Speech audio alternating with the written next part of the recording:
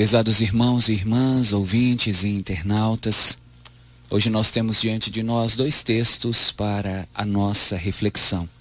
O primeiro deles nos fala sobre a cura do leproso, um texto até conhecido e que tivemos a oportunidade de refletir durante o período da manhã no programa Mensagens de Fé. Ali nós falamos sobre os passos para a cura que o Evangelho de Mateus nos mostra através da figura desse leproso que foi procurar Jesus. Agora para a missa, para esta Santa Missa para as famílias, eu gostaria de refletir com você não sobre o Evangelho, mas sobre a primeira leitura, que aliás nos traz uma lição belíssima sobre coisas que até na nossa vida acontecem e que precisamos de refletir e precisamos de meditar para tomar algumas atitudes e até, se preciso for, mudar a nossa conduta.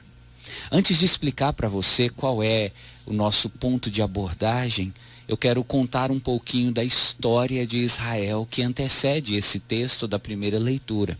Esse texto, só para você se situar, encontra-se no segundo livro de Reis, capítulo 25. Segundo Reis 25. O que nós temos que lembrar para chegar até essa leitura aqui? Temos que lembrar que o povo de Deus estava escravizado no Egito, ficou por 400 anos escravo no Egito, e de repente Deus suscitou Moisés, um líder religioso, para retirar o povo da escravidão e levar o povo a uma terra prometida. Moisés então libertou o povo, atravessou o Mar Vermelho, aquela história que nós conhecemos, e entrou pelo deserto adentro rumo a essa terra prometida, a terra de Canaã. Quando o povo de Deus entrou para a terra de Canaã, o povo de Deus instituiu o seu reinado. O reinado que foi estabelecido através de um rei chamado Saul, o reinado de Israel. Haviam as 12 tribos de Israel e todas elas tinham um único rei, que era Saul. Depois, o reinado foi passado para Davi. E depois, o reinado passou para o filho de Davi, Salomão. Então, as 12 tribos eram coordenadas pelo rei, viviam todos ali unidos, apesar de suas diferenças, de suas dificuldades, como numa casa onde um pai e uma mãe têm 12 filhos, e apesar das diferenças entre cada um deles, os 12 filhos estão tudo bem. De repente, algumas tribos começaram a fazer oposição às outras. As 10 tribos que ficavam mais ao norte do país começaram a se opor às 2 que ficavam mais ao sul. E começou uma briga, Dona Maria. E dessa briga houve uma divisão. E dessa divisão surgiu o Reino do Norte e o Reino do Sul. Dona Maria deve estar dizendo, nossa, hoje é aula de história, né, padre? Não, é só para você entender esse texto aqui. Se você não souber essas informações, vai ficar difícil de entender o que está acontecendo. Então, vem comigo na história. Havia um reino, o reino de Israel. Esse reino se dividiu em 2. Começou a surgir, então, o reino de Israel no norte e o reino de Judá no sul. Ao invés de um rei só, agora tinha 2 reis. Um para o norte e um para o sul. O reino do norte tinha como capital a cidade da Samaria. O reino do sul tinha como capital a cidade de Jerusalém. E começou a haver uma oposição entre eles. As tribos do norte se sentindo melhores que as tribos do sul, e o reino do norte, o reino do sul se sentindo melhor que o reino do norte. Aqui de novo é como aquela família, onde um irmão começa a achar, eu sou melhor do que você. O irmão começa a achar que é melhor do que o outro, e dessa discussão, dessa ciumeira, dessa inveja entre irmãos, a coisa só vai piorando. Começou a haver uma rixa muito intensa entre esses 2 reinos, o reino do norte e o reino do sul. De repente, no ano 721 a.C., o reino do norte foi invadido pela Assíria. O rei da Assíria, Salmanasar, invadiu o reino do norte, o reino de Israel, destruiu tudo, levou o povo do Reino do Norte como cativo, como escravo para a Síria, e o Reino do Sul observando. O povo do Reino do Sul observou tudo o que aconteceu com o Reino do Norte e começou a falar. Tá vendo? Eu sempre falei para eles que eles estavam errados, que nós que somos os certos. Mas coisa boa, quem mandou eles se afastarem, eles se dividirem, quem mandou eles quererem ser mais do que a gente, tá vendo? Recebeu um castigo de Deus. Perceba, enquanto o Reino do Norte estava sendo atacado, estava debaixo de sofrimento, o Reino do Sul estava zombando, criticando e até gostando do que acontecia. Muitos até gostavam.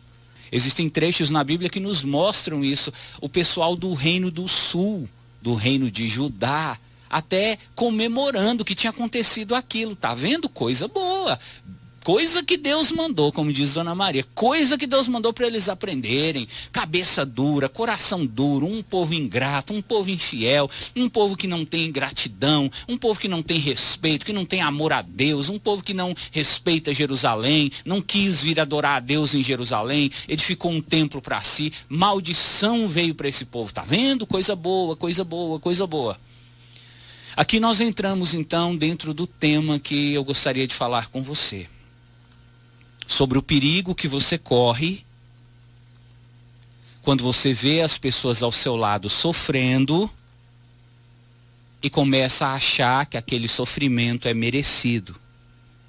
E começa a achar que aquela pessoa que está sofrendo fez por merecer e que foi uma coisa boa para ela.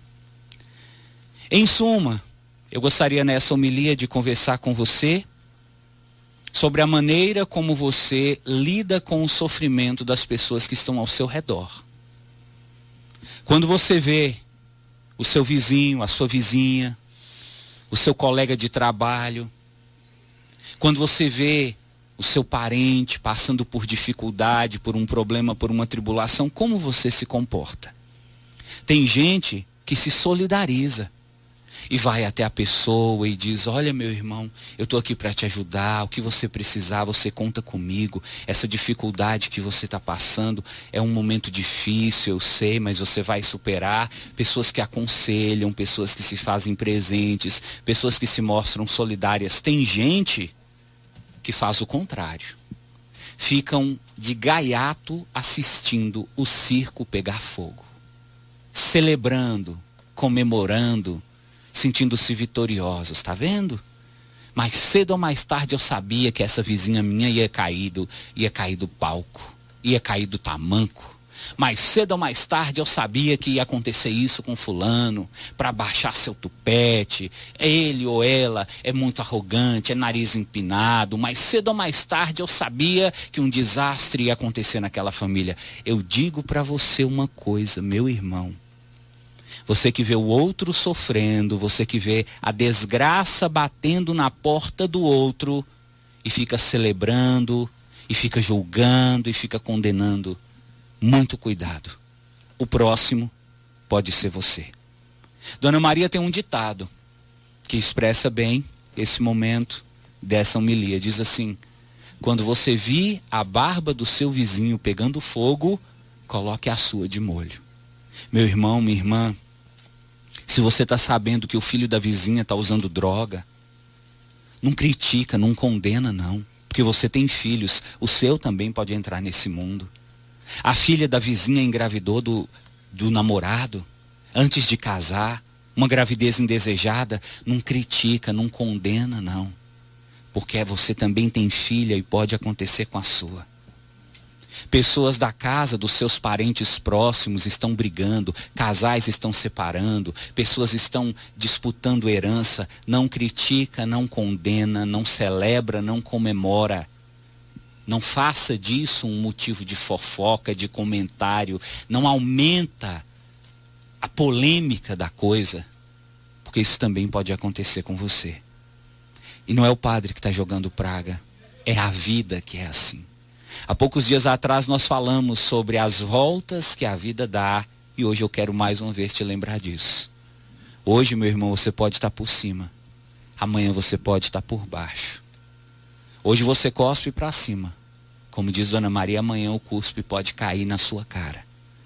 O povo do Reino do Sul estava numa boa. Tá vendo? O Reino do Norte está sofrendo. O Reino do Norte é muito vaidoso. O Reino do Norte é muito arrogante. Aquele povo tinha que passar mesmo por isso. Eles se sentiam grandes demais. Olha lá o que aconteceu. Chegou o rei, invadiu tudo e botou fogo nas casas. E matou as criancinhas, estuprou as mulheres. Levou os homens como escravos. Coisa boa, coisa que Deus mandou. Podia acontecer mais. Cuidado. Olha o que aconteceu com o Reino do Sul. O Reino do Norte estava sofrendo. E o Reino do Sul, ao invés de se solidarizar, ao invés de se comover, de pelo menos pensar assim, gente, e se acontecer isso comigo, hein? Não, eles começaram a se sentir acima do bem e do mal. Quando foi no ano de 586, um outro rei de um outro país, chamado Babilônia, invadiu o Reino do Sul. Dona Maria, a senhora não faz ideia do que aconteceu. E aí nós entramos no texto. Se você quiser saber detalhes do que aconteceu, leia o segundo livro de Reis, capítulo 25. Diz que o rei da Babilônia, chamado Nabucodonosor, invadiu o Reino do Sul e fez no Reino do Sul o dobro de maldade que o rei Salmanasar, que invadiu o Reino do Norte, fez lá naquele reino. Então perceba, o pessoal do sul estava achando que o Reino do Norte tinha sofrido um castigo muito grande. O castigo deles foi maior. O rei que invadiu o sul fez mais maldade do que o rei que invadiu o norte. O texto nos dá alguns detalhes. Diz que o rei que estava no Reino do Sul, o nome dele era Sedecias. Sedecias era o rei do Reino do Sul. Quando ele viu o circo pegar fogo, Dona Maria, sabe o que ele fez? Ele fugiu. Pernas para que te quero. Pegou sua família, pegou sua mochilinha, pegou suas mudinhas de roupa e fugiu. Passou pelo buraco no muro. Só que ele não contava que os soldados estavam vendo. Correram atrás dele, pegaram ele, levaram ele até o rei Nabucodonosor. Chegou no rei, Dona Maria. O rei mandou matar todos os filhos dele, na vista dele. E sabe o que mais que o rei fez? Furou os 2 olhos do rei Sedecias. Colocou fogo nas casas, entrou no templo de Jerusalém, o templo que Salomão construiu, a casa de Deus, e colocou fogo. Entrou de cavalo. Para você ter uma ideia do que aconteceu, é só você imaginar assim, a igreja da sua paróquia, e entrar um grupo de soldados montados em cavalos dentro da igreja da sua paróquia, quebrar as imagens, colocar fogo na igreja, quebrar os bancos, destruir tudo, pegar as hóstias e pisar em cima. Foi isso que aconteceu. E o castigo do Reino do Sul foi 2 vezes maior do que o castigo do Reino do Norte. No final das contas, o povo do Reino do Sul também foi levado como escravo para a Babilônia. E veja que destino triste. O Reino do Norte foi levado como escravo para a Síria. O Reino do Sul foi levado como escravo para a Babilônia. O povo de Deus estava já disperso, sem terra, sem templo, sem identidade, sem liberdade, sem autonomia e passando fome. Para que esse texto serve? Para mostrar para você que você hoje está por cima, amanhã você pode estar por baixo. Quando as pessoas ao seu redor estiverem sofrendo, não comemore, não cante vitória. Algo pode também acontecer com você. Quando os filhos da vizinha estiverem passando por problemas, não se sente para falar, para comentar, para fofocar. Porque lá na frente, isso também pode acontecer com você. Você deve conhecer algum exemplo assim, de pessoas que falavam mal do que acontecia na casa dos outros e algo pior aconteceu na casa deles. Esse texto mostra para nós a importância de não ficar comemorando, de não ficar celebrando a derrota na vida dos outros. Se você quer realmente fazer a vontade de Deus, quando você vir alguém sofrendo perto de você, quando você vir alguém passando por dificuldade, não julgue, não condene, não diga que aquela pessoa merece. Pelo contrário, seja misericordioso. Aproxime-se, ofereça sua ajuda. Sabe por quê? Porque lá na frente pode acontecer com você. E da maneira como você tratar as pessoas, você vai ser 2 vezes tratado. Se quando alguém sofre, alguém cai, você estende a mão, você levanta, no dia que você cair, vão fazer isso também. Mas se quando alguém cai, você fica rindo, zombando, criticando, no dia que você cair, algo até pior pode acontecer. Para que isso não aconteça, aprenda a lição do Reino do Sul, aprenda a lição que a Bíblia hoje nos oferece. Seja uma pessoa mais humana, mais caridosa. Não julgue, não condene. Não queira se sentir o dono da verdade, não queira se sentir o juiz da vida dos outros.